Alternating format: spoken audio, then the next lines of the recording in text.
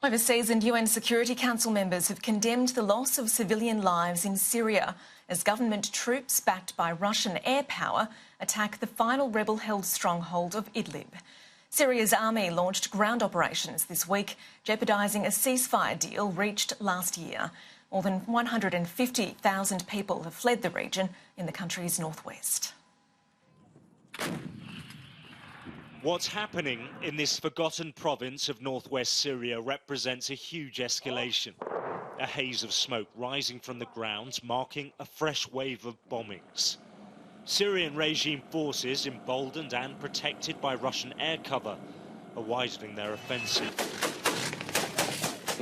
The area is mostly held by Tahrir al-Sham, formerly known as the Nusra Front and once an offshoot of al-Qaeda.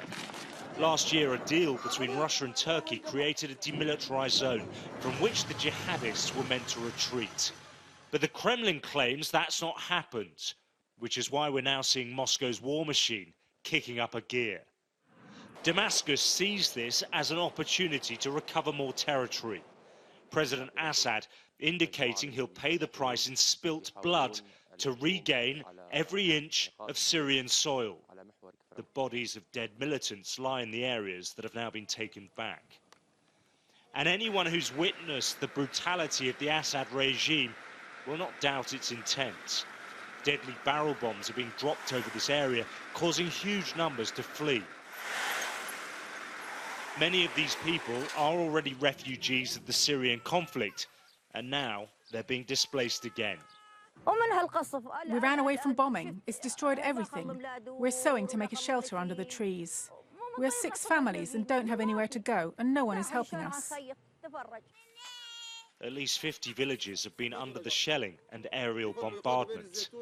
If the conflagration broadens, the consequences will be devastating for the region's 3 million residents. 1 million of them are children.